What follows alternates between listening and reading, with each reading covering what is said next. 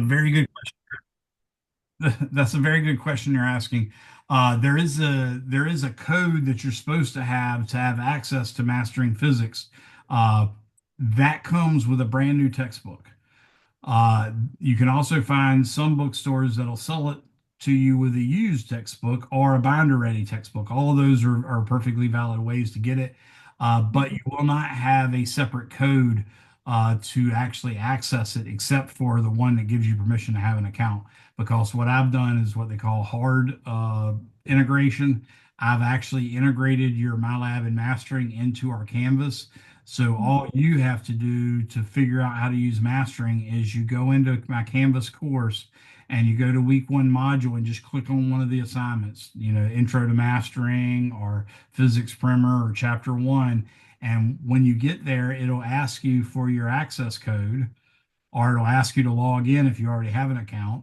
But if you don't have the access code yet, then you can just say, I would like to do a free trial, and it'll give you, I think it gives you 2 weeks free trial.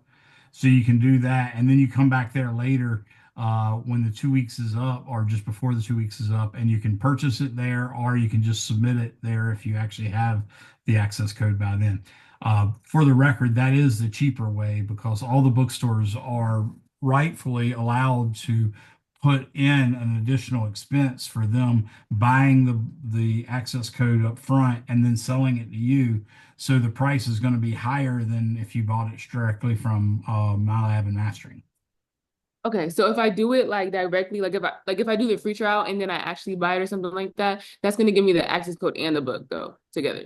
Yes, the cheapest way you can go will come with just the ebook, but you can Okay. go a little bit more expensive and get a binder ready, or more expensive still and get a paperback, or more expensive Okay. still and get a hardcover.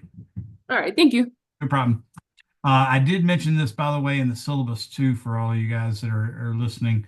And I also just hit record, so it's recording now, which evidently I didn't record for the whole first hour. That stinks. Sorry about that. But anyways, uh, there is another way. It turns out if you're okay with reading books electronically, then fine, just buy the ebook with the mastering access, and that's the cheapest way you can go. But if you still want a physical copy to read, I would recommend purchasing a fourth edition or even a third edition of Giancole's book. They're not that different. And because you have the electronic version of the fifth edition, you can still use the fifth edition anytime say go to page 24, look at equation such and such and do this. You can still do that with the electronic version. Or if I assign you a physical problem out of, the end of the chapter, you can still go to that electronic book and do it. But if you want a physical book and you don't want to pay a lot of money for it, then I recommend you go ahead and uh, buy like the fourth edition or even the third edition, and you can find those for a couple bucks usually.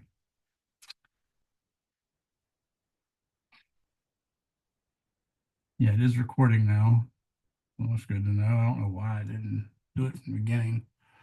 Let me check what my settings are in this.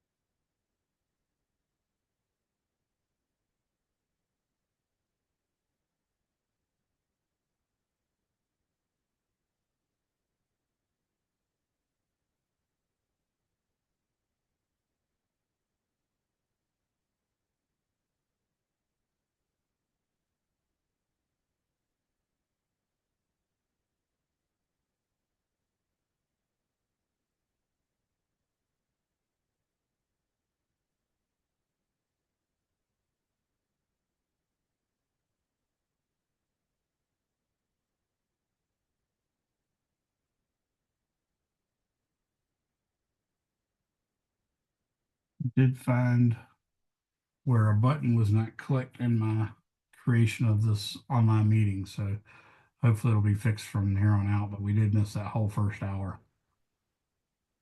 Professor Younger, I had a question. Yes. I was just wondering, will all the classes not have slides or some sort of visual? I was just having some trouble following along, and I was just wondering if that's how it usually is for all the classes. Yeah, it shouldn't be that way. It's just when I'm talking about the syllabus, I would have required me to pull the syllabus up and I got my phone number all over it. So it would have been a nightmare for me to track down all that. Uh, Actually, what's going to happen is I'm going to turn on my iPad and share the screen with you, and all my work will be done on my iPad.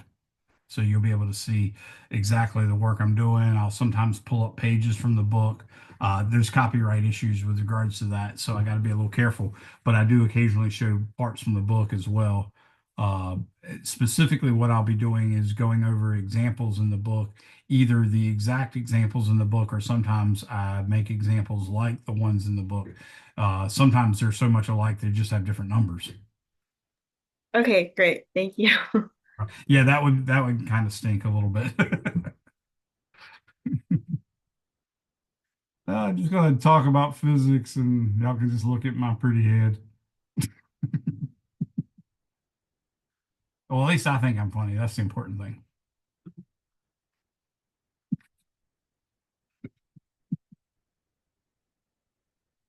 I don't recognize any of the names here, though. Let's see. Nope, don't recognize that one. Don't recognize that one. I guess that's good.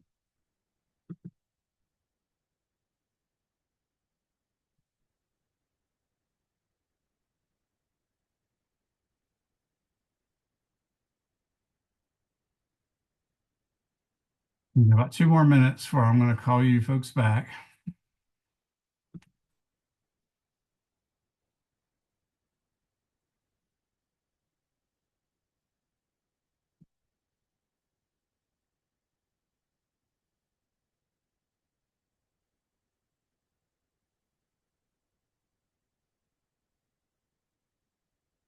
Well, we'll get my iPad ready to make sure it's going to be working.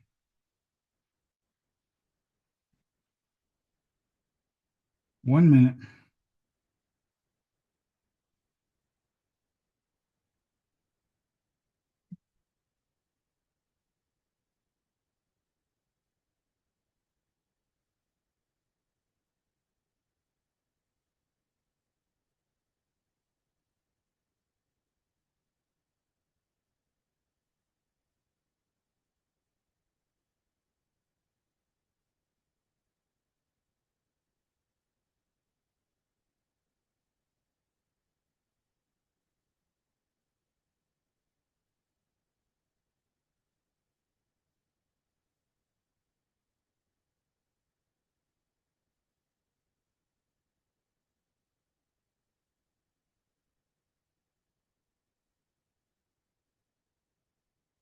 Today's the 20th. So we'll put in 20 there.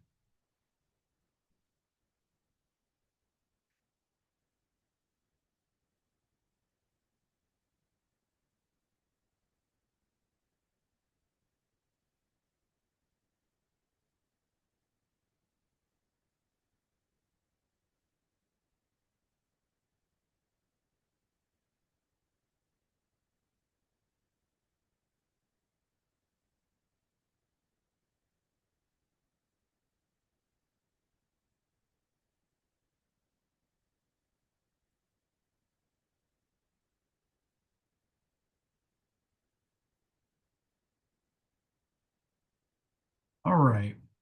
So it's about 6:42 now, so everybody should be here and ready to start back up. I apologize as I was discovering just before I gave you a break. I did not it normally automatically records. Zoom normally automatically records when I make my reservations or schedule my meetings or whatever. But some reason it didn't go through this time. So I had to only hit record just a few minutes ago. So we ended up missing all the stuff that was somewhat really important, like all the stuff I covered on the actual syllabus. I apologize for that. I don't know that I'll make another one, but one thing I definitely know I want to do is I got to remind you students that this video will be posted on my YouTube channel. So if you don't want anyone on the internet to be able to see your face or your name taking this class or anything, then you need to let me know that. And then two, you also need to go ahead and change your username within Zoom to something like, the first letter of your first name and then some part of your last name, so that I can recognize who you are, but someone that doesn't necessarily know who you are won't necessarily recognize your name. And also, like I said, just make sure you let me know that you can't be seen by face or name on the internet, and then I'll figure out some way to edit out those parts. If you don't do that, I won't know. So just make sure you please, please, please let me know. And two, that you change your username to something fairly generic. As you saw, we are going to ask you at some period point in each class to text me your first and last name. And of course, if you're in a different class other than PHY 241 N02B, then I'm asking you to type in the other class name, like O01B or something like that, with your name. So I just want to make sure we got that through. We are getting ready to start chapter 1. I've already read the sections that were covered in chapter 1. So right now what I'm going to do is get ready by sharing my iPad screen with you folks. So I'm going to do that now, hopefully. So my iPad screen should come up there pretty soon. It'll be blank with some yellow colored graph paper.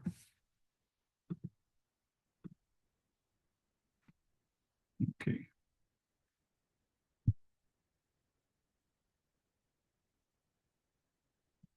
Okay, so you're now looking at it, and you're also seeing my YouTube channel name. I'm in the process. I'm trying to talk with them about changing it just to, instead of Billy Younger Physics Solutions, I'm trying to get that slightly different. But right now, that should continue to work, and it should always get you there. But that's my YouTube channel. You'll go there and you'll see my little dog, my little Chihuahua Cosmo, smoking a home rolled cigarette.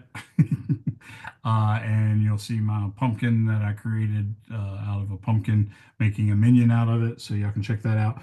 But that's where all my videos will be posted, and that's where my bank of videos are. I've got something like 800 hours, or maybe even approaching 1,000 hours by now, of lectures there. So you can check those out. We are going into, as I said, chapter 1 of Giancoli's 5th edition, and that was called Introduction, Measurement, and Estimating. So it opens up with section 1.1 and talks about how science works. And then section 1.2 is models, theories, and laws. I do a little different introduction to those ideas than your textbook does, mainly because I'm from the school of thought that you'd call the skeptic movement. So I've been part of the skeptic movement for couple decades now. I listen to Skeptic's Guide to the Universe, and I'm a fan of Skepchick and some other skeptical sites, Skepticality, Skeptic Magazine, that sort of stuff. So I have this place, or these feelings about pseudosciences and things of that sort. So some of my leanings towards science are about that. So what I'm going to tell you is science is both a body of knowledge.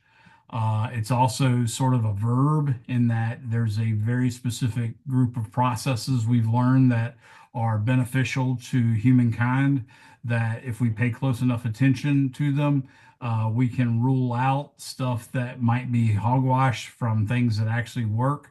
Like we can tell, for instance, if you take uh, vitamin C, whether you can avoid getting a cold. If you take mega doses of vitamin C, are you better able to avoid getting a cold? What about echinacea? What about the various other things? So that is something that came along with the scientific revolution, and we hold that dear. And that whole process, our ability to cipher out what actually affects what is a big part of science. So what I'm going to say with regards to section 1.1, how science works, and section 1.2, models, theories, and laws, I'm going to say that science is a collection of facts. It's also a process that we can go through, and it's also sort of just a way of thinking and sorting out logical, reasonable estimations and conclusions from what you know. Okay.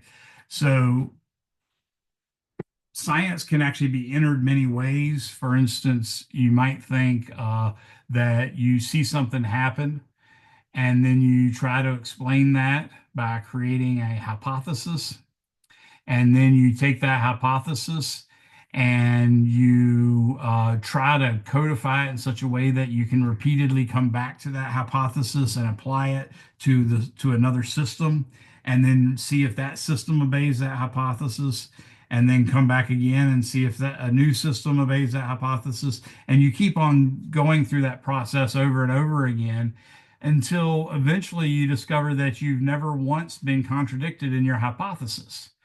If you've made such a hypothesis and it's never once been contradicted, and you've done a lot of observations, then you might actually be well on your way to making what we would call a modern day theory. This is, again, is a little bit different from how your book classifies the theories, laws, models, and stuff like that. I'm going to try to avoid asking you any questions related to that on your tests and your homeworks. But I will tell you that if such questions about this come up, then you should interpret it the way the textbook is, not the way I'm describing. Though I am going to try to avoid asking such questions that would make you choose between what I taught you versus what the book taught you. Okay. So what you can think of is, just imagine that you saw a small child, like a toddler, and you saw them hold a ball up in the air like this. And then you saw the ball leave, and the ball sort of made some kind of shape and hit the ground out in front of them. A hypothesis that you might make would be that it appears the ball is tracing out the shape of a circle whose radius would be the distance from the ground up to the center of the ball when the child holds it. And then you could watch the kid a little longer and maybe even film them with your smartphone.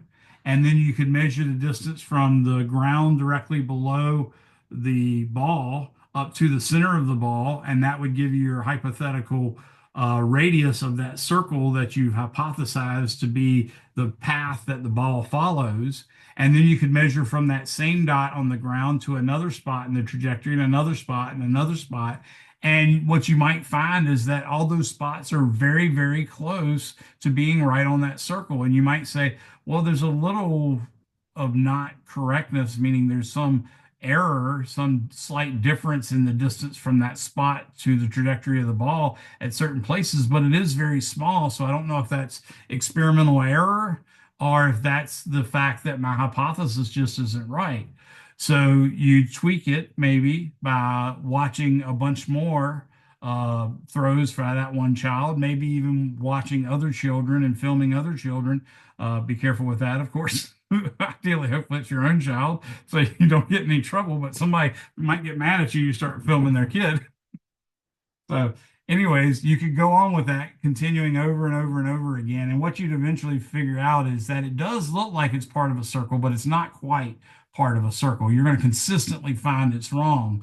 And the idea of it being a circle, notice that hypothesis had nothing to do with reality. There's no fundamental law that says everything should be in circles. It just sort of looked like a circle, so we went with it. That's the key. You can use any crazy reason for making up a hypothesis you want. Later on, you might find out a real reason that makes that valid, but you might not. The main point is it doesn't matter how you get to the hypothesis. The important thing is that once you have the hypothesis, it should be a hypothesis that allows you to make predictions.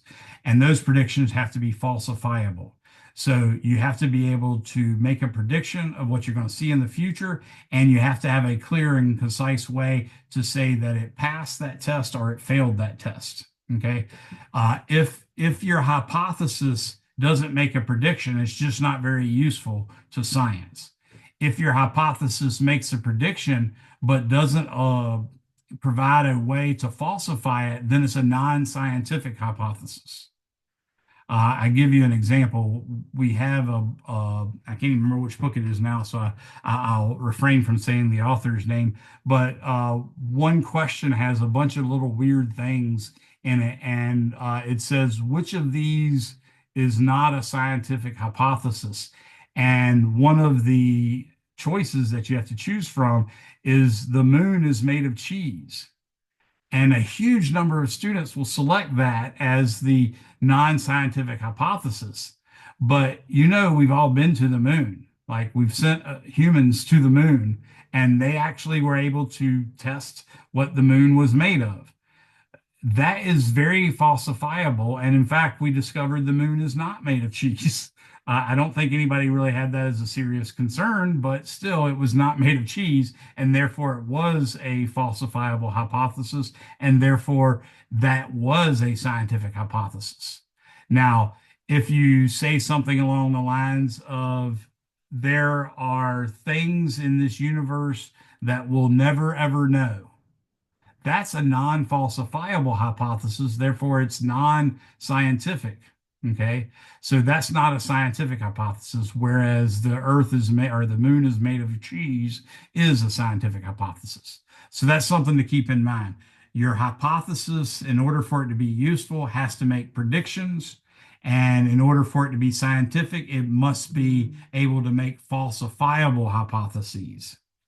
Now, that comes into a little difference of opinion in that currently in the physics world, we're working on quantum loop gravity, string theory, guts, and all these other different things. And the problem with string theory, if you've even watched a Big Bang Theory episode, like the fourth one of the first season, for instance, you'll hear Leonard explain what is going on in physics. And he says, string theory is really our major model that we work with, but string theory just tells us things we already know, except for some things it tells us. But those things, in order to be falsifiable, we're probably going to have to wait for 50 to 100 to 200 years before we can actually do the experiments that would make it falsifiable. So in some sense, string theory is not really following the scientific hypothesis paradigm, not because it can't produce falsifiable hypotheses, but because it currently is unable to make falsifiable hypotheses. So in that kind of predicament, what do? Well, it turns out a lot of physicists are continuing to study string theory for good reason. And a good fraction of them saying it's bull crap and there's no reason to waste our life on it. And they've got a somewhat good reason, but it's more like along the lines of what else are you going to do, right? There's quantum loop gravity that does a lot of the things that string theory does. There's grand unified theories. There's TOEs, what we call theories of everything. Notice TOE, TOE, theory of everything, GUTS, grand unified theory, GUT. Okay, those are other things that we are working on, but all of them have an area where, string theory or quantum loop gravity is going to inform it, or inflation. There's an inflationary model by Alan Guth that was presented, and that's a working hypothesis now. But again, we can't really necessarily falsify it. So that's an ongoing problem. But that's the main thing with how science works is you ostensibly are trying to understand why nature plays out the way it does. And in so doing, you have to offer a hypothesis, and then that hypothesis has to make predictions. Those predictions must be falsifiable so that you can actually either do an experiment or make an observation to prove it right or wrong. And there's another rule, which Einstein said quite nicely. Specifically, he said there's no number of experiments you can do to prove him right, but there only takes one experiment to prove him wrong. Okay. I know I got some grammatical problems in there. I was thinking of 14 different words at the time, but the main thing is, yes, there is no way to prove any hypothesis right, and it only takes one experiment to prove a hypothesis wrong. That is a damning thing, but it's also a very strong thing about science. Because of it, we are not likely to run into pseudoscience. We're not likely to run into having to trust our forefathers and assume that everything they told us was right. There's no accepted hypotheses that are allowed and non-accepted hypotheses that aren't allowed. In other words, we're not beholden to dogma. And it doesn't require me to have completed my PhD to prove the first law of thermodynamics wrong. I can be Joe Schmo off the streets if I happen to do a well orchestrated and well done experiment that prove the first law of thermodynamics to be an error, which I don't think is going to be. But if I was able to do that, then I could, in principle, win a Nobel Prize for proving the first law of thermodynamics to be false.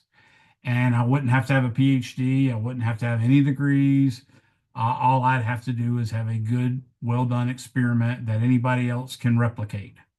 So that's another big principle about how science works. Now, again, you're going to take this hypothesis, which might be something as little as I think a ball follows the path of the edge of a circle, or it could be as something as complicated as the planets act as if they're on disks, and those disks have centers that are on other disks, and those disks have centers that are on the sun, and each of the planets have a different set of disks, and they go around the disks at different rates, and the disks have different radii, and they go in different directions, and all this stuff. All that's completely as convoluted as it is, and yet it turned out to be the Ptolemaic model of the universe for a long time, and it was surprisingly accurate at predicting the position of the planets, basically Mercury, Venus, Earth, Mars. Well, not Earth necessarily, but Mercury, Venus, Mars, Jupiter, Saturn, and because of that, they thought they were right. It turned out they were completely wrong. It was everything about it was wrong. Even the fact that we were not orbiting the Earth, but orbiting the sun, was not found by that way, and it still worked. Okay. Now, there's a difference between just making that hypothesis about one event and making a hypothesis about how things work in general.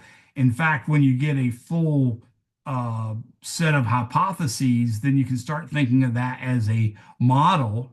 You could have thought, for instance, that hypothesis of a ball being on the edge of a circle, that was a model.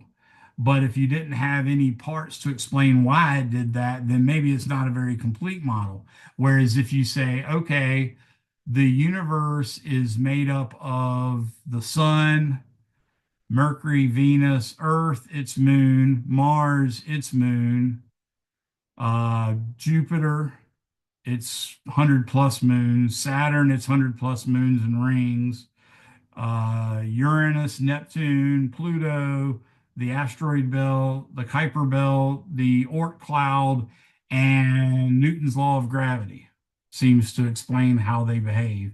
And if we go on the assumption that initially our entire universe was a ball of gas and dust and otherwise empty space, then we can explain where we are right now. That is more like a model because it has many, many pieces and discusses many, many things. And it has to be internally consistent. You can't have, a way of predicting where a planet's going to be for Mars and have it be entirely different for Jupiter. You're saying it's based on, Newton's law of gravity, and therefore Newton's law of gravity should work for all of them. uh, that's when it starts to become a model. Again, once you have that model and you start testing it, again, if you go through this, let's just say blanket number, 1 million times and never once been found to be in error, then that model is slowly moving from a hypothetical model to what we would call a theory. And ultimately, what we define a theory to be is a hypothesis that we do not expect to ever be found wrong, but still could be.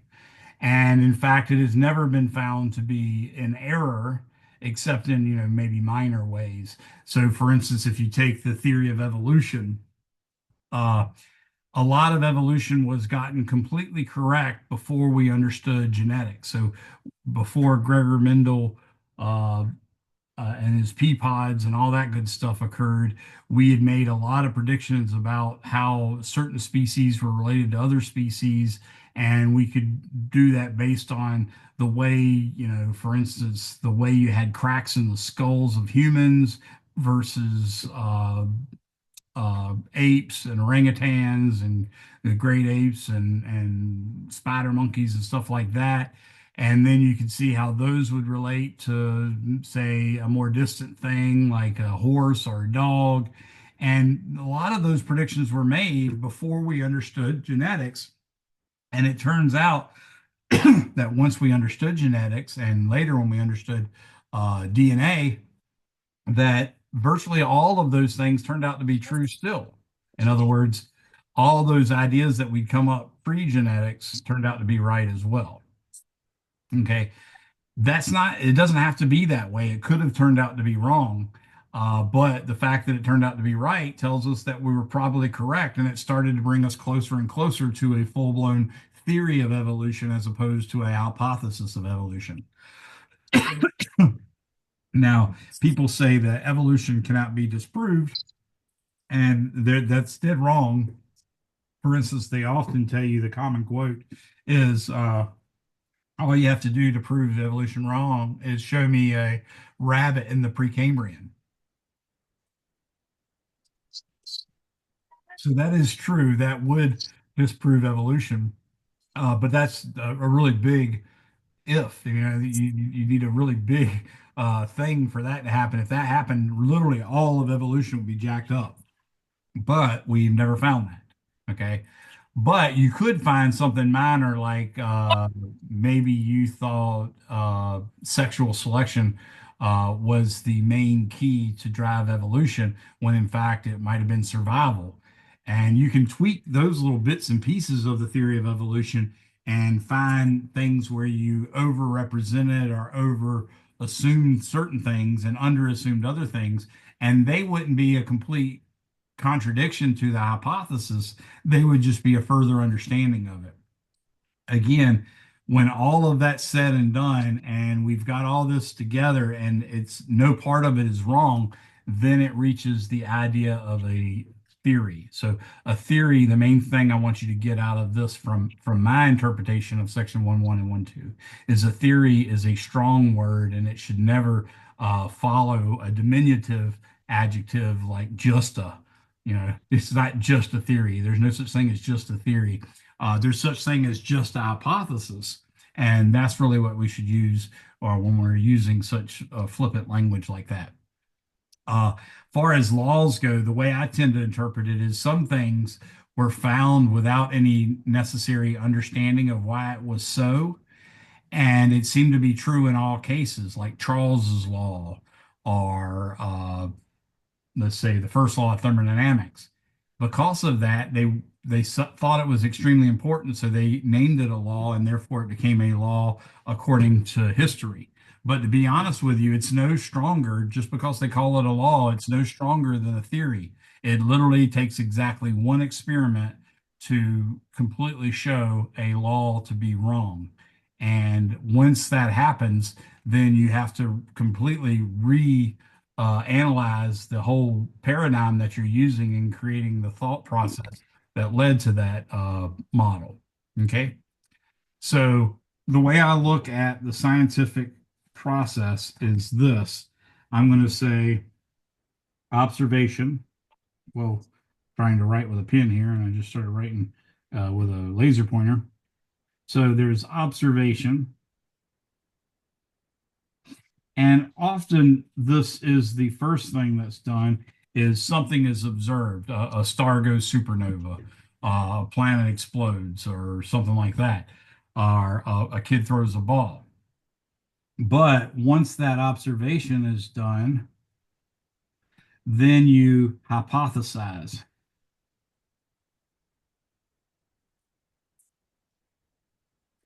So you create a hypothesis about the cause of that or how it behaves or something like that. And then from that hypothesis, you predict. At this point, actually, it's sometimes nice to go ahead and let's do it this way.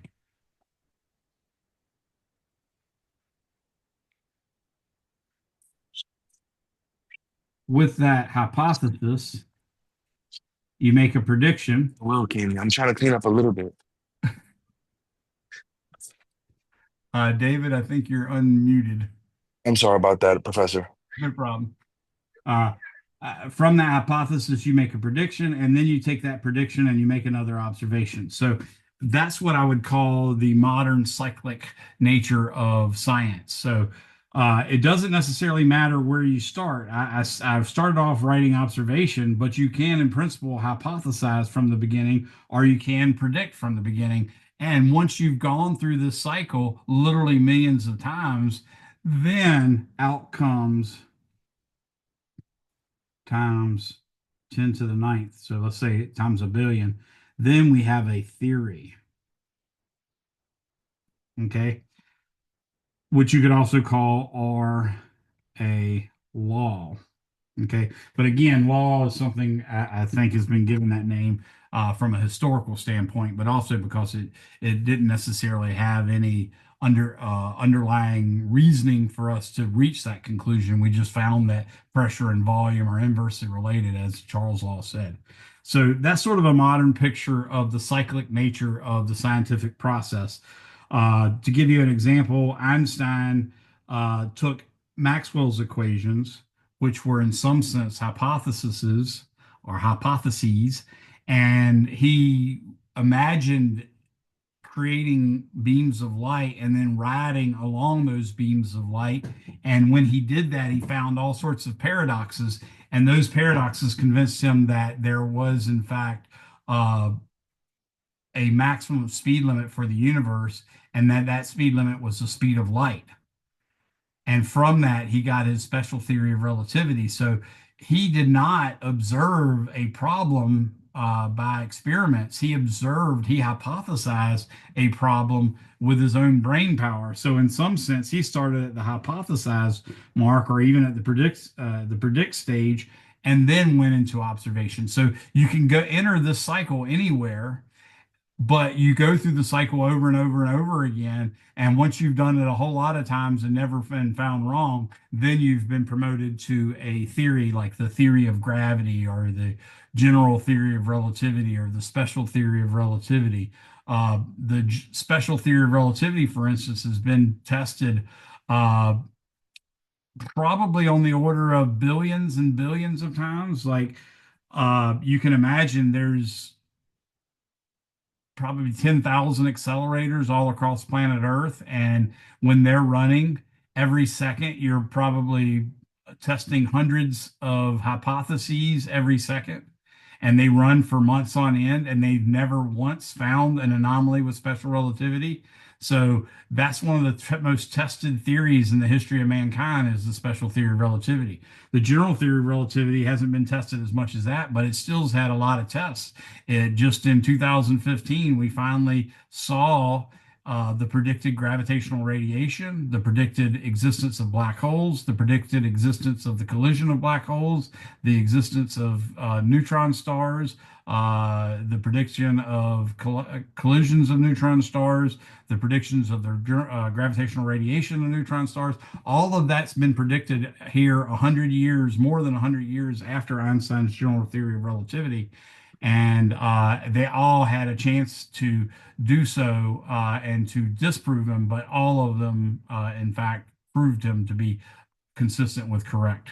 Okay. So in that sense, you have a general theory of relativity and a special theory of relativity and a theory of evolution.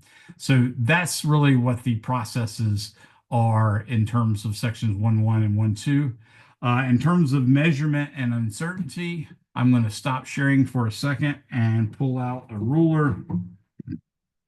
And actually, I have a little vernier caliper, which is not what I was going for, but my ruler has disappeared. So I guess we're going to use that instead. Okay, so what I'm going to do here is show you the little vernier caliper I have. And you can see that vernier caliper, even though it's not that easy to see, you can see that it has measurements on it. And you can see, for instance, the top scale is in inches, which we don't use, and the bottom scale is in centimeters. So you see these little numbers going along the bottom here. Those numbers are 0 to 1. And if you notice, there's actually 10 little spaces between this 0 and this 1. That means, since they're all the same size, that means each space is 1/10 of that distance 1.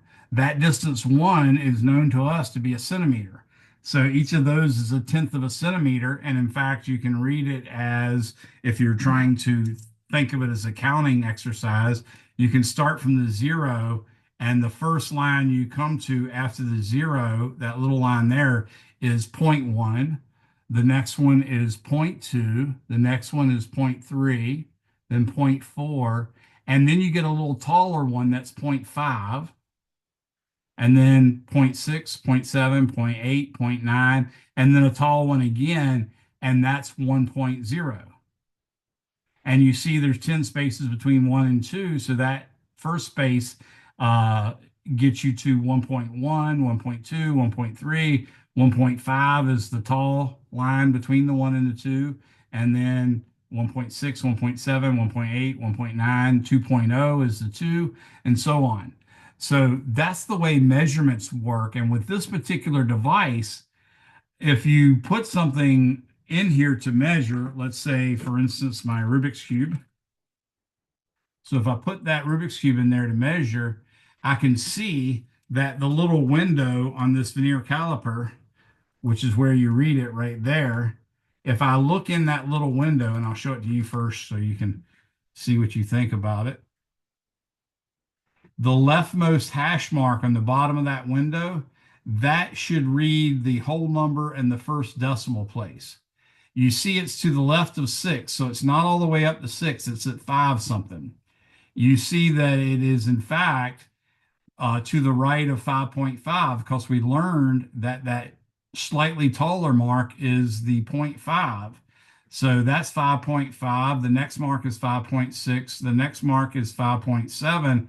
And this looks specifically like it's just barely past 5.7. So if I'm making this measurement, I'm going to call it 5.7 blank centimeters. Now, if it's really 5.7, the next digit should be very small, like 5.70 or 5.71 or 5.72. However, it was so close, it was hard to tell whether it really was to the 7. Maybe it was just a little bit to the left of the 7, in which case it'd be 5.6 something. If that's the case, the next digit should be like a 9 or an 8. So when I go to actually read this vernier caliper, what I do is I go and look in the bottom window. See, the bottom window has a long bar, and then it's got 1, 2, 3, 4 little short bars, and then another long bar. That's like a 0.5 one, and then 4 other little short ones, and then a long one again. So what that means is this side corresponds, this side right here corresponds to the 0. That middle sized one in the middle corresponds to a 5. And then that far one over here, that corresponds to a 10. But if you closed it and notice that distance right there is actually smaller than the distance between 0 and 1. because it's smaller, it's in fact a tenth smaller. Because it's in smaller than that other scale, when you go across that other scale, it first hits the first one, then it hits the second one, then it hits the third one, then it hits the fourth one. So it actually gives you a measure of what that second decimal is. So all I have to do now is figure out which one of these little lines at the bottom in that little window, these little lines, which one of those makes a straight line with any line inside of it. When I look at this, which y'all can't see this from where you're at, but when I look at this, it looks to me like the 8 makes a perfectly straight line with the line above it. What do I mean by the 8? I mean, looking at this again, sorry, my shoulder's jacked up, so I can't lift my arm that well. But this right here, this longest one on this side, that's a 10. The one to the left of it is a 9, and to the left of that is an 8. That 8 looks like it makes a perfectly straight line with the line right above it. Therefore, since it's 8, I know that it can't be 7 for the first decimal place. This is going to be 5.68 centimeters. Okay. So that is a way of measuring. And you see that when it's marked to one decimal place, that's what these marks are, you can always estimate a second decimal place. And that's true for meter sticks and anything that's marked with 10 spaces between 1 and 2 centimeters. You should always be able to get 2 decimal places as an estimate, but that last decimal place, and this is true for all numbers, the last decimal place, the last number you write on the far right side is always, always, always what we call your doubtful digit. You're only going to have one doubtful digit on every measurement, but it's always going to be one. Okay. So the rightmost digit is always your doubtful digit, and it's going to be off by at least up to 1. Okay. If you're making a measurement that's really hard to make, or the edge is really mauled, so you can't really tell where the edge is, then that uncertainty might be 2 in that last digit or 3. That's a matter of you trying to decide, or maybe do some more experiments to determine which one's more correct. But the main thing is the smallest uncertainty you have in any measurement is always a 1 in the last decimal place. So what do I mean by that? Well, if I tell you a measurement is 59.3, what's the uncertainty in that measurement? What's the smallest uncertainty that measurement could have? Anyone? I made a measurement, it's 59.3 centimeters. What do you think the smallest uncertainty in that measurement could possibly be?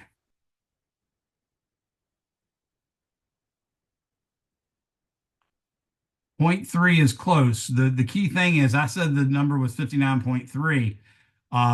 What you want for the smallest error is it's always going to be a digit 1 in the last decimal place.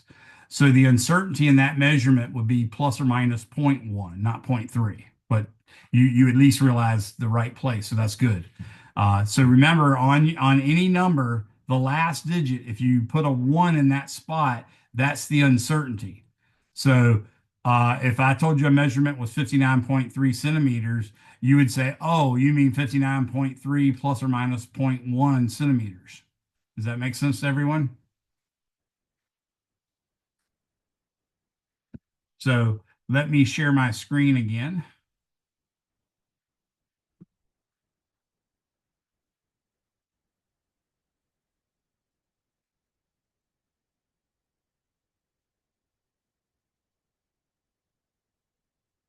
Okay, we have very specific symbols we use for uncertainty, and I want to give you those a little bit now. So a measurement, we said X was equal to 59.3 centimeters. From that, we say the uncertainty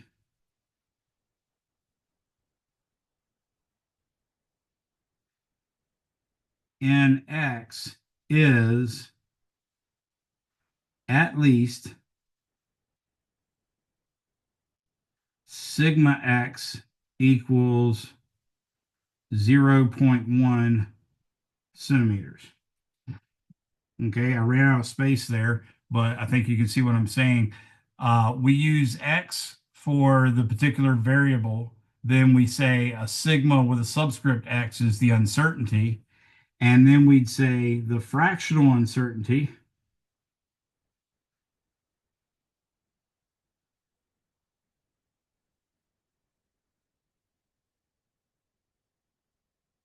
which is defined to be sigma x over x. That's the symbol you use for it. You literally write sigma x over x, and that's supposed to be the symbol for fractional uncertainty. The formula for it is sigma x over x, which in this case would be 0.1 centimeters divided by 59.3 centimeters. And of course, that would be 0.1 divided by 59.3, and that gives me 0.00168.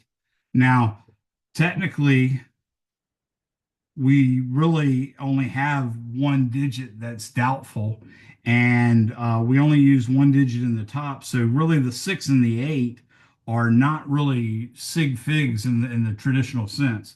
So what we'd say is the fractional uncertainty is 0.002. The percent uncertainty is just basically converting this fraction to a percent. And that would be sigma x over x is equal to 2%. Or actually 0.2%. Let me correct that. It's 0.2% is the fractional uncertainty, because in order to make it a percent, you just say times 100 and then you slap a percent symbol on the side. Okay. So all measurements, it turns out, actually have an uncertainty. There's no way you can get around that. Every measurement has an uncertainty, even if you manage to find a way to make a vernier scale in between each of the two measurement lines on a vernier caliper, then you would get another order of magnitude more intrusive on the measurement. And you could then do it again and you get another order of magnitude more intrusive on the measurement and so on and so forth. But eventually what would happen is, even if you could do that, you would run into problems, specifically because you'd go to measure the end of, say, a book, and you'd see little atoms going back and forth in space. And those would actually make it really difficult to figure out where the edge is, because the atoms which define the edge of the book are the molecules, either one, they're moving back and forth like this. So you're always going to have some uncertainty. The way we deal with this measurement and uncertainty is we try to make sure we avoid introducing any random errors, and we make multiple measurements so that if we actually have random errors, then the randomness will cause them to cancel one another out when you take many trials. And then you try to represent those many trials by one number, and that best estimate of that one number would be the mean. We'd normally take the average. So if you did 5 measurements, you'd take 5 of them and divide by 5. If you did 100 measurements, you'd take 100 numbers and add them up and then divide that by 100, and that's your best estimate. If, however, you were so wise that not only did you do 100 measurements, but you did 100 measurements and 80 of them were done by your best laboratory with the least error possible, 10 of them were done by some really good scientists, but not quite that level, and then the last 10 were done by high school kids, then what you know is those 80 ones have a really low error, and they should, in some sense, be more important than the other 10 that were done by the medium one, and way more important than the other 10 that were done by the high school students or the elementary school students or whatever. If that type of case occurs, then the best thing is do what's called a weighted average. So the making many measurements gives us a way to eliminate random error.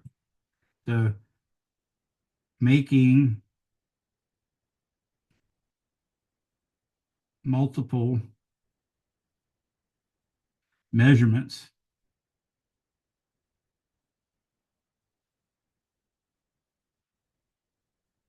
allows us to cancel out a lot of the random errors. Then the best estimate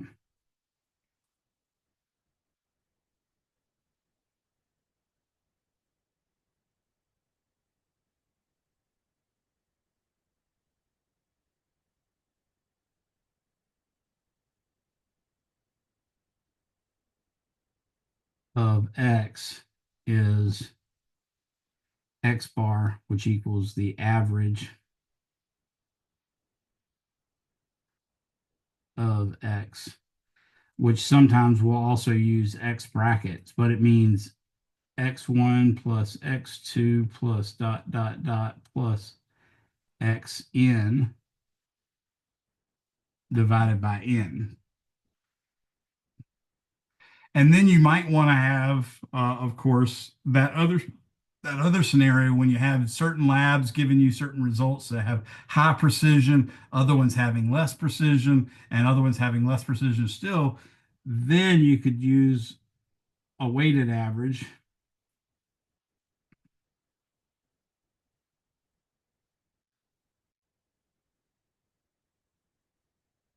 And the weighted average, which is also something that we call X bar, in that case, it would be,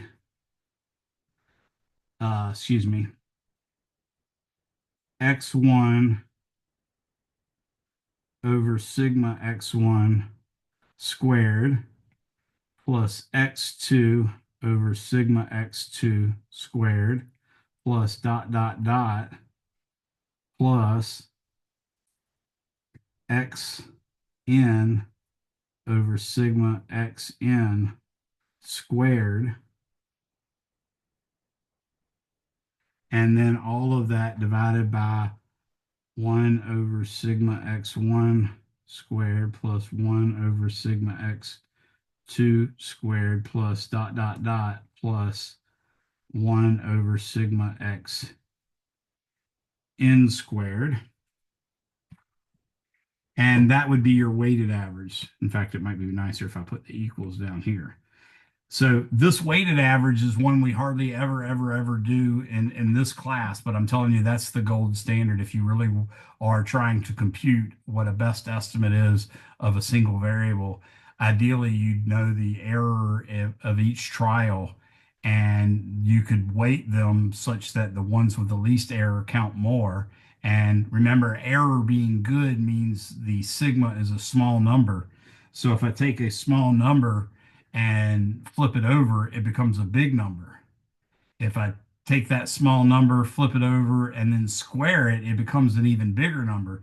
So by putting x1 squared under x1, what that's telling us is I'm making a really small error make the x1 count a lot, whereas a really big error is going to make the xn count a very little. That's why we're doing that. So that's what the weighted average is. But like I said, in this class, we're not going to need to do that hardly ever, if at all. Okay. So once you have a best estimate of a number and its uncertainty, how do you report a number? So how do we report the experimentally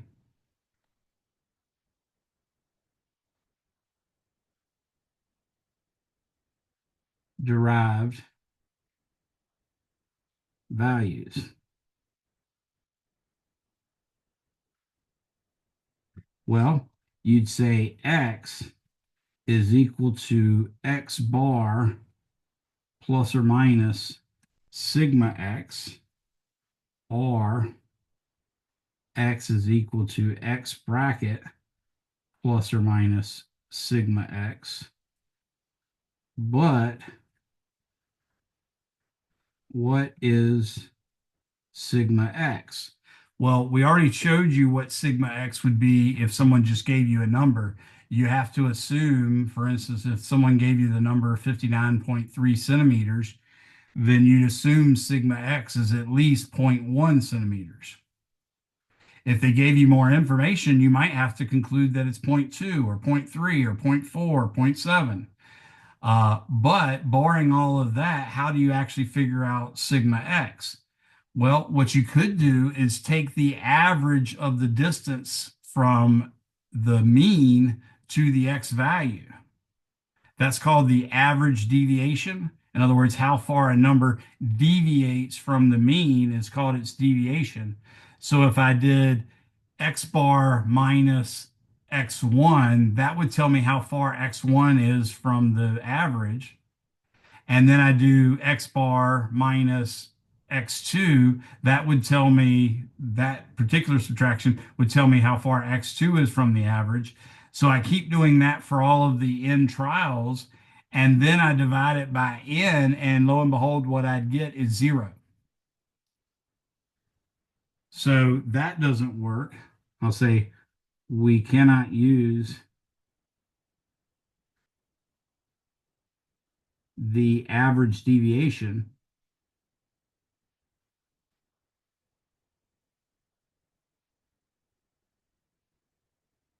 because I'm trying to think of a symbol, deviation average. Let's write it this way.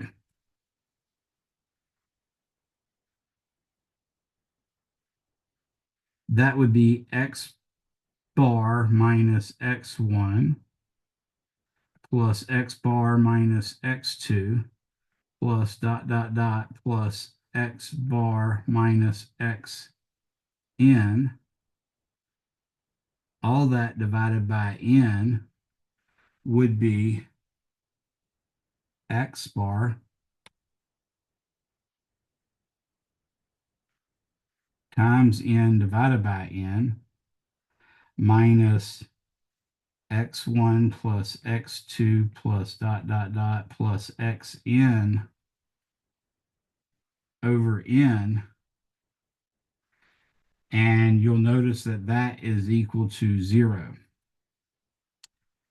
Notice the X bar has n terms. That's why I had to write it n times X bar in the numerator. And then I had to divide it by n. So that means the n's are going to cancel out here, leaving just X bar. And this term right here is X bar. So that's why you get 0. So what we try to use instead is the standard deviation.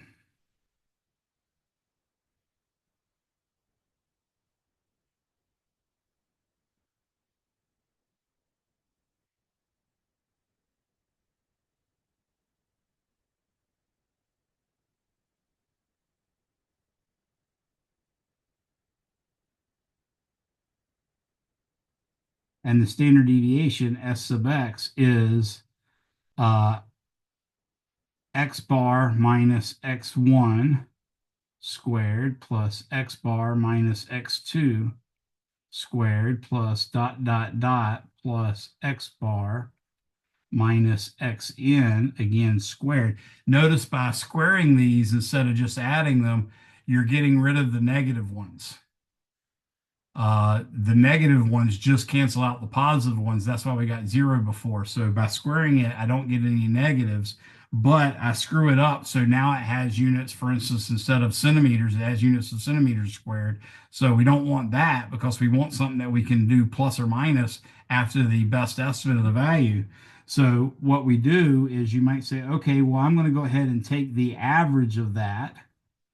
And that would mean you'd want to take those numbers and divide it by n. But what we've discovered is that we normally don't have enough numbers for the rules of statistics to work. So in order to make this work a little better, instead of dividing by n, we divide by n minus 1. Okay. And then remember the problem I told you about the standard deviation having units of centimeters squared? If we take the square root of that, then the units will come out in just centimeters. And that fixes it. Okay. That is called the standard deviation. And that's pretty helpful. But what it tells us when we use the standard deviation is it tells us basically a number called S sub x, that if you go to the mean plus S sub x all the way down to the mean minus S sub x, that gives you a range of values from a smallest to a largest. And it turns out that 68% of all the trials you did would fall within that range. If you went out to sigma minus 2 S sub x and then went all the way up to sigma plus 2 S sub x, that would actually get you 95% of all the trials that you made in measuring x. If you went 3 standard deviations, that would give you basically 99.9%. So essentially 100%, right? Well, that's all well and good, but that tells us how our actual trials would come out. We don't really care about the individual trials. What we care about is the individual ultimate results. So if we did that same process, whatever process led us to believe that this standard deviation process would be good at estimating, if we did that exact same standard deviation process to the individual means of the data, in other words, now we're going to work with the mean of each laboratory and calculate the standard deviations of those means, then what we'd get would be called the standard deviation of the mean. So the best thing to use is actually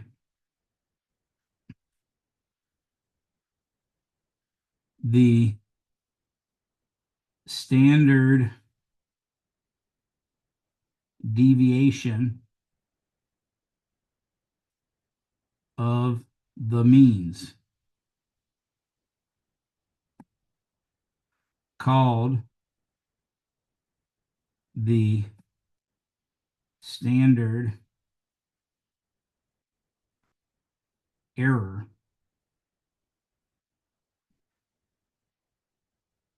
The standard error sigma x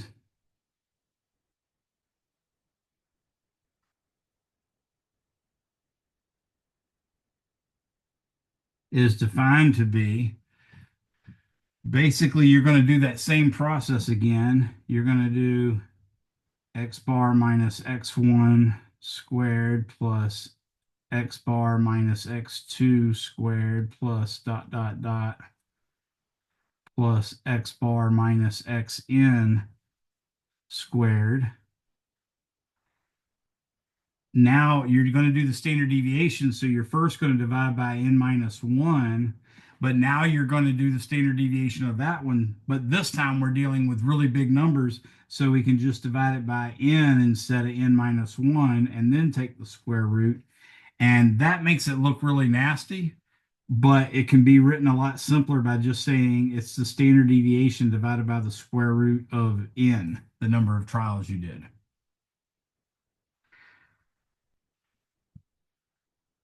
So we record lab determined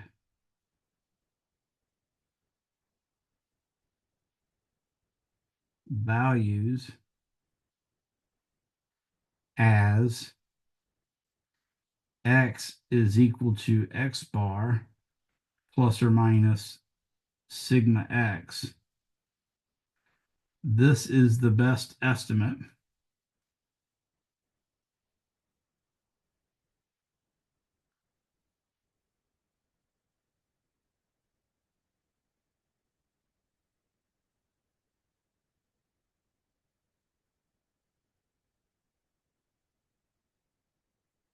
which means it's going to be the mean or the average or the weighted average. And this number right here is going to be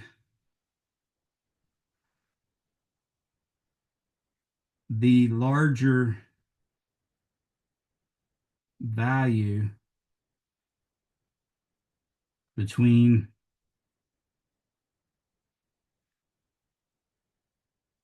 instrumental error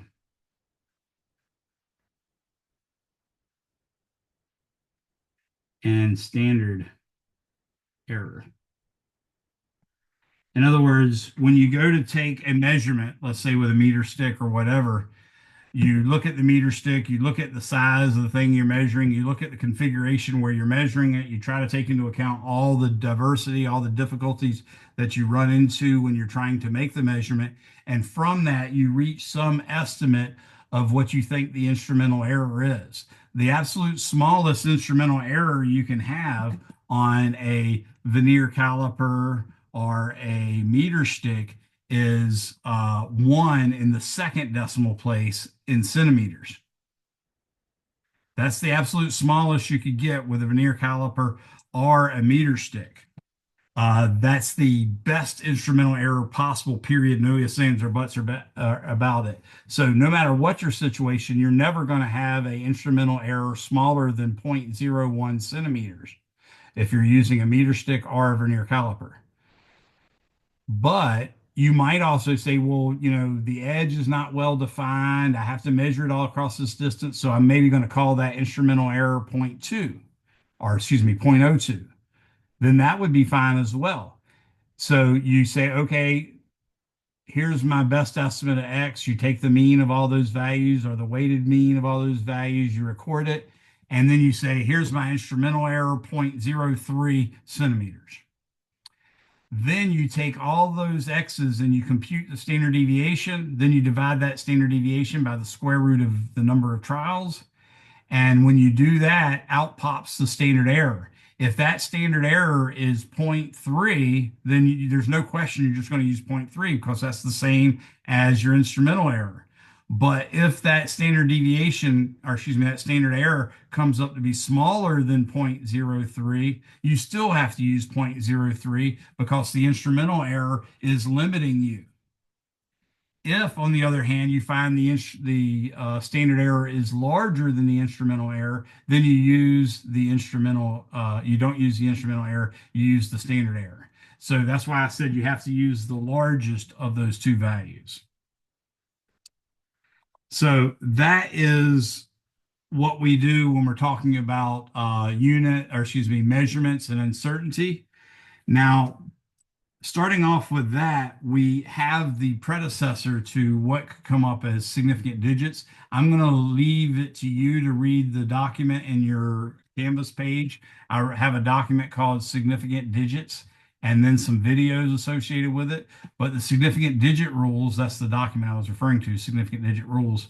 In that tells you how to find significant digits, how to take two numbers written with significant digits and add them, how to take two numbers and subtract them, how to take two numbers and multiply them, how to take two numbers and add them, or how to take a number with significant figures and take the logarithm of it, or take the sine of it, or the cosine of it. That's what that document tells you. And that's what we're going to use largely for lab, but we're actually going to use more robust calculus-based formulas for that as well. So I'm just getting you started on that. Regarding the extra credit I gave you, the surface area of the cylinder is equal to 2 pi r squared plus 2 pi rh. The volume is equal to pi r squared h. And what we want to do is find the minima of the surface area. Use V equals pi r squared h to eliminate r H. And remember, V is a constant. Okay. All right, so that's some of the stuff I talked about earlier. I remember I gave you some formulas and I just did it in word form, so I thought it might be nice to at least write that down in verbal form.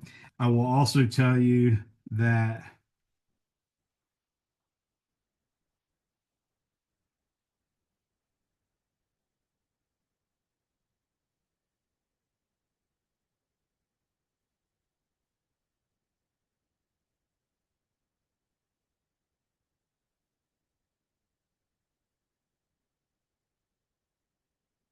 so here's the SI prefixes that I told you about.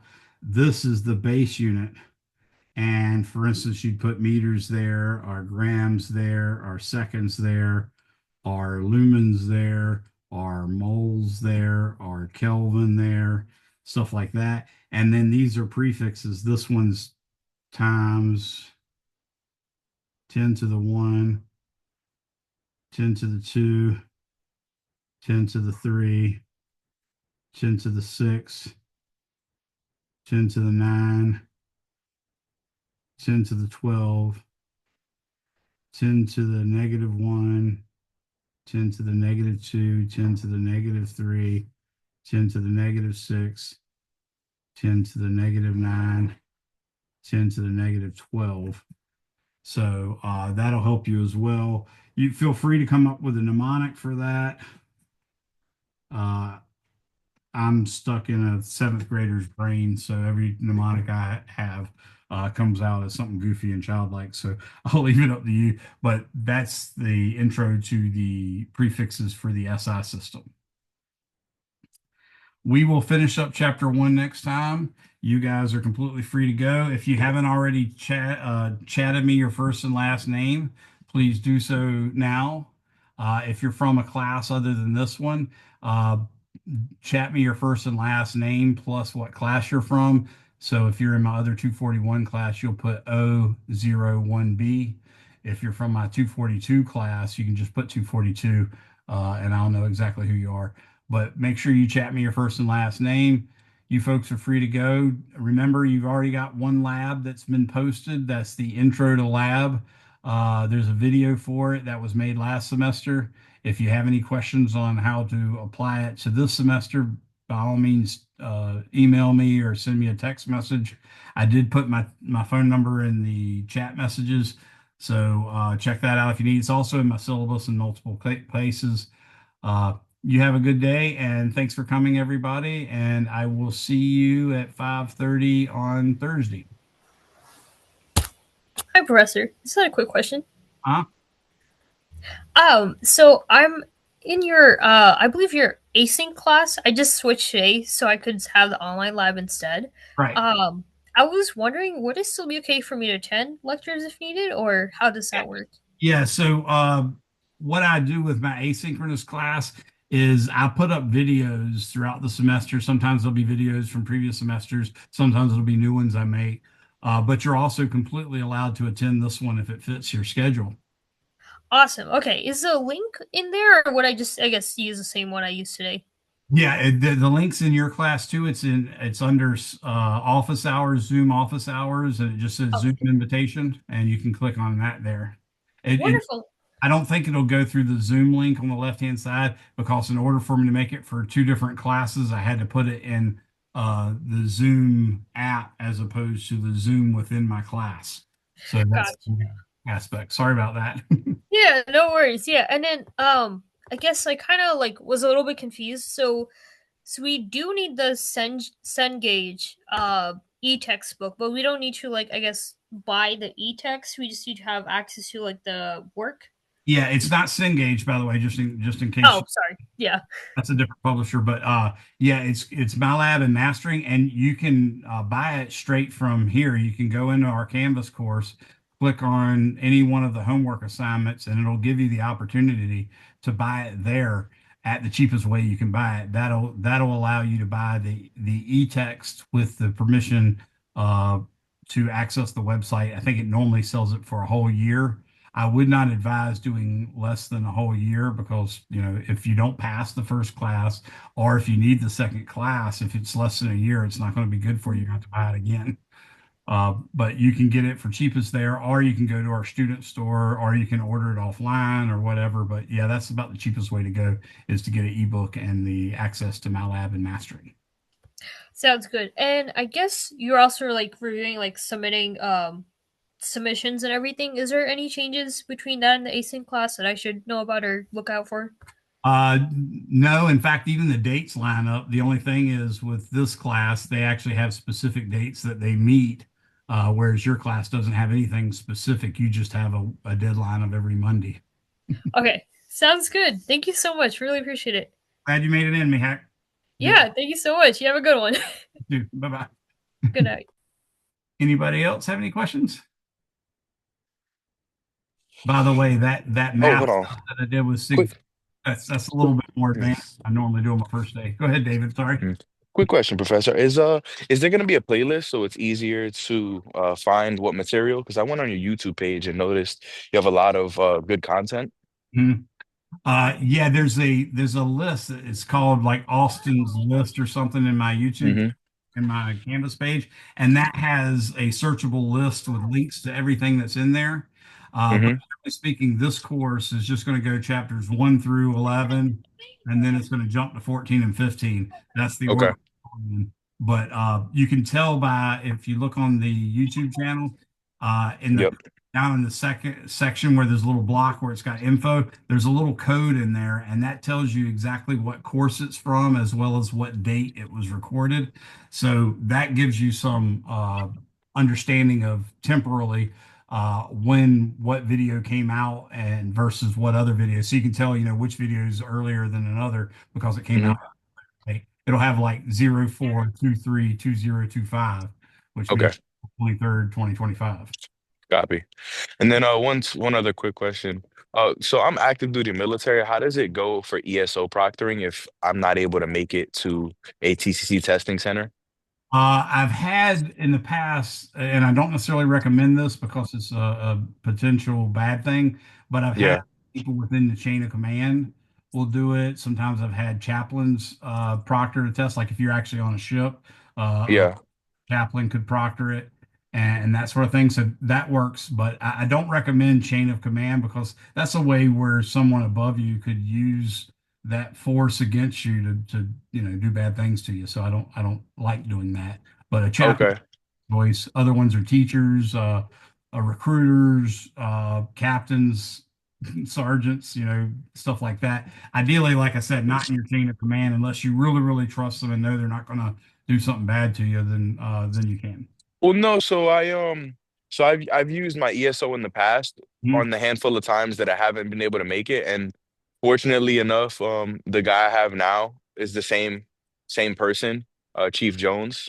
So I emailed you about it, but I didn't want to forward you all of his information and have you guys, I guess, do whatever proctors and professors do in case I can't make it to a TCC testing center. Is this a ROTC guy or is this some? No, I've been in the service 11 years. He's a chief. Yeah, as long as he don't have a problem and you don't have a problem and you don't feel like there's any way he could, use that as something to against you to make your life difficult, then No. that's fine. And he just has an application that it's just a little form that he fills out. So whenever he sends me a text message, you can give him my phone number uh, Okay, absolutely. or the I read that. I read that portion in the bottom of the like one of the portions of the syllabus. right. That's it. All you So, send that send him my number and he'll text me and I'll send him the questionnaire and approve him and everything will be good. all right. Thank you, Professor. I All right, appreciate you. thank you for your All right. service, David. All right. I appreciate you. Thank you. All right. Anyone else?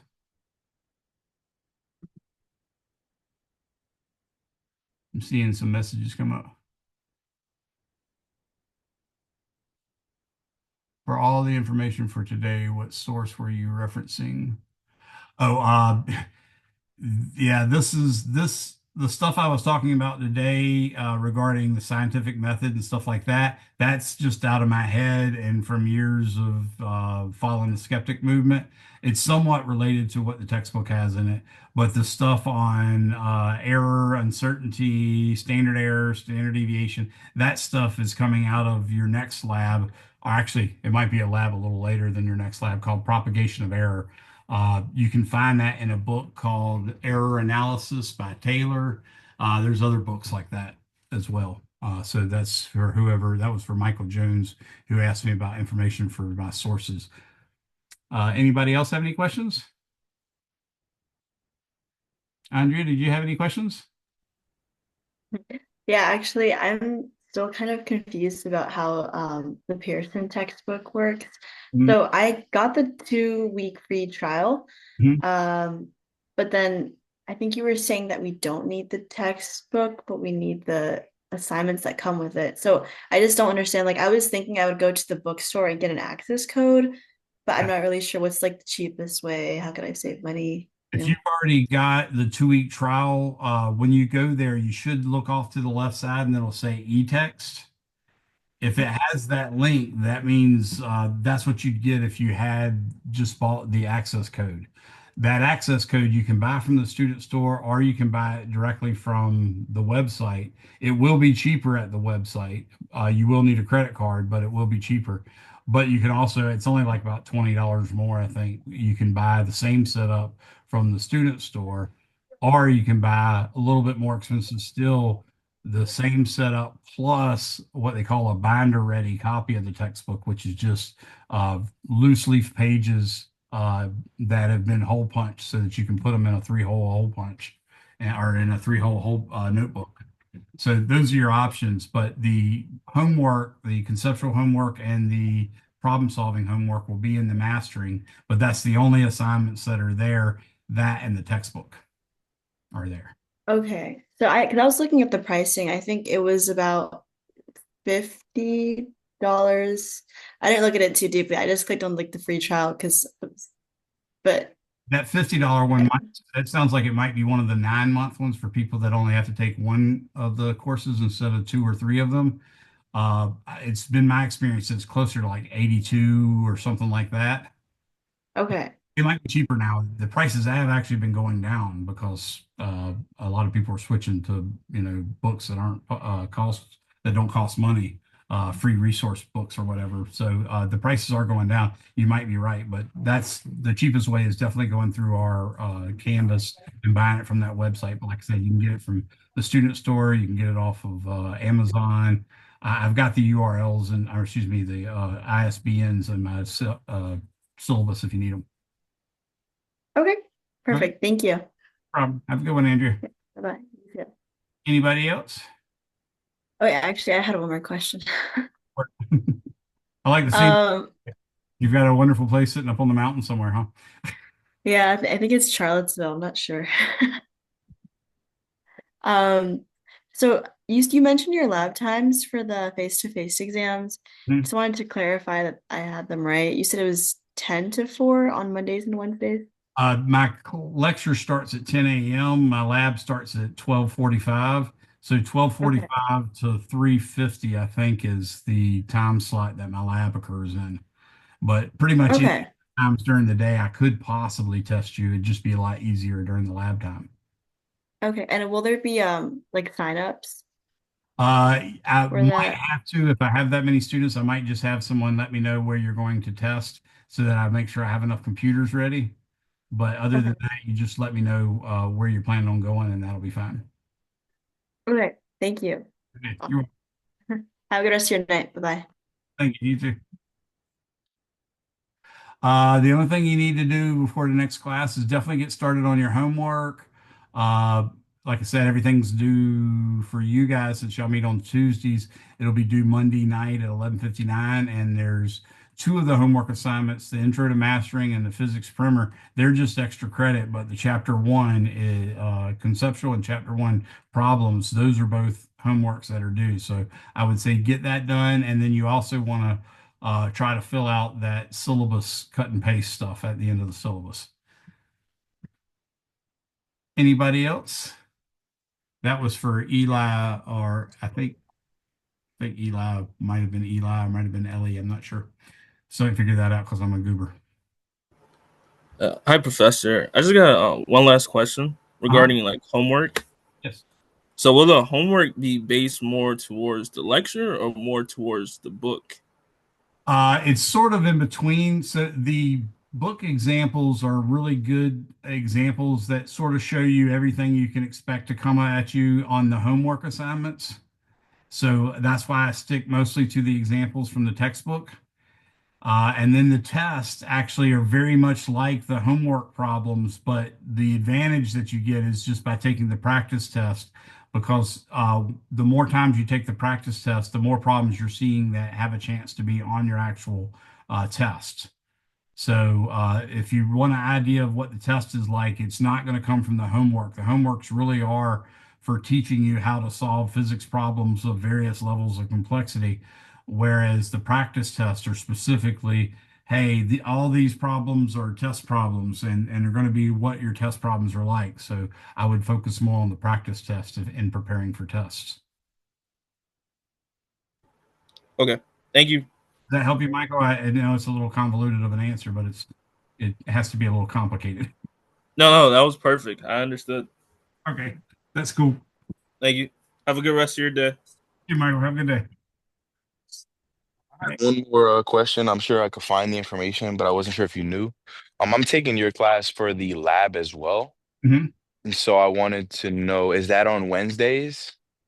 Uh, this one, as it's a asynchronous lab, so Okay. every Tuesday I will put up a video and a lab, and every Thursday I'll put up a video in the lab. And the Tuesday video or the Tuesday lab is due Tuesday the following week, and the Thursday lab is due Thursday the following week. Okay. All right. I Uh, appreciate that, Professor.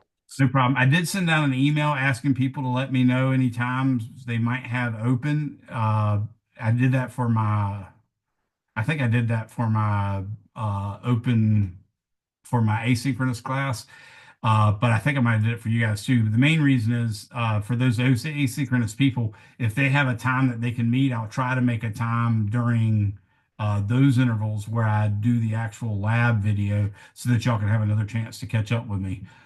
That's all. That's the only reason why I brought that up, is just to say if I offer more times where I'm doing the lectures online, I'll let you know what those are, and they'll be treated like office hours too, so that you can. Okay. What's your most popular time? And I'll just fill that time slot because I have a lot of I wouldn't say availability, but Right. I have a lot of flexibility where I can make time.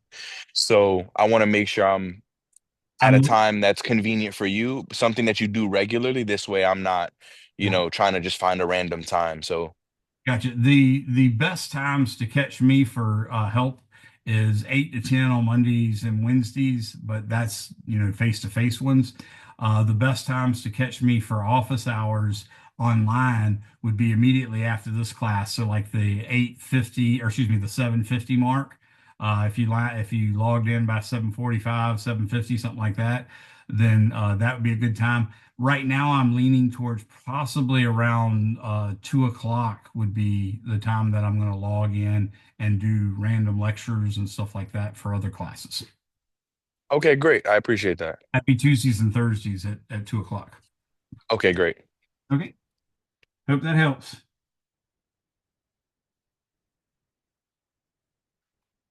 Anyone else?